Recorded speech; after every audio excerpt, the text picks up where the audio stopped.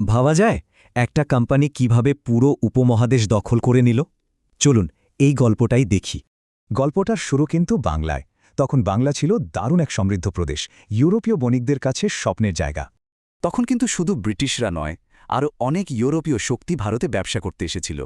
সিংহাসনে বসেই তিনি দেখলেন ভেতরে ষড়যন্ত্র আর বাইরে ইউরোপীয়দের দাপট বাড়ছে।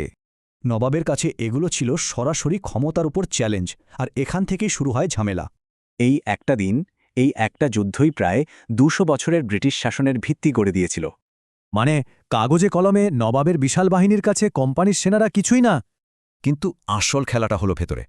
বিশ্বাসঘাতকতাটাই যুদ্ধের ফল ঠিক করে দিল। মীর জাফরের মতো বড় বড় সেনাপতিরা নিজেদের বাহিনী নিয়ে শুধু দাঁড়িয়ে থাকল, জিতিয়ে দিল ব্রিটিশদের। এই পরিমাণ অর্থ ছিল বাংলার রাজকোষে, যা ব্রিটিশরা যুদ্ধ জেতার পরেই লুট করে।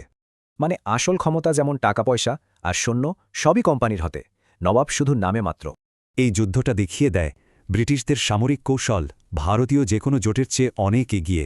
১৭৬৫ সালে দেওয়ানি পাওয়ার পর ইস্ট ইন্ডিয়া কোম্পানি হয়ে গেল বাংলার আসল শাসক। গভর্নর কর্নওয়ালিস বাংলার অর্থনীতি ও সমাজ ঢেলে সাজানোর জন্য এই নীতিটা আনেন। আর এর ফল হল ভয়াবহ। কৃষকরা সব অধিকার হারিয়ে দিন দিন আরও গরিব হতে থাকল। এবার তাদের দরকার পড়ল শাসন করার জন্য একটা নতুন কাঠামো, যা তারা বিভিন্ন আইনের মাধ্যমে তৈরি করে। প্রদেশগুলো চালানোর জন্য ব্রিটিশরা ডায়ার্কি নামে একটা বেশ জটিল ব্যবস্থা চালু করে। বাইরে থেকে দেখে মনে হতো ভারতীয়রা শাসন করছে, কিন্তু আসল ক্ষমতা ব্রিটিশদের হাতেই ছিল। এই আইনে দ্বৈত শাসন শেষ হলেও এমন একটা জিনিস আসে যা আরও বেশি বিভেদ তৈরি করে। মূলত এই আলাদা নির্বাচন ব্যবস্থাটাই রাজনীতিতে ধর্মীয় বিভেদকে পাকাপোক্ত করে দেয়।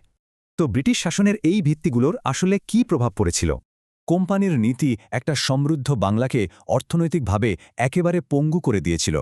পুরনো শাসন ব্যবস্থা ভেঙে একটা নতুন আর শক্তিশালী ঔপনিবেশিক রাষ্ট্র তৈরি হল। আর আলাদা নির্বাচনের মতো প্রশাসনিক নীতিগুলো এমন বিভেদ তৈরি করে যা বিংশ শতাব্দীতেও রয়ে যায়। এই শোষণ আর বিভেদই কিন্তু ভবিষ্যতের সব লড়াইয়ের মঞ্চ তৈরি করে দিয়ে গিয়েছিল।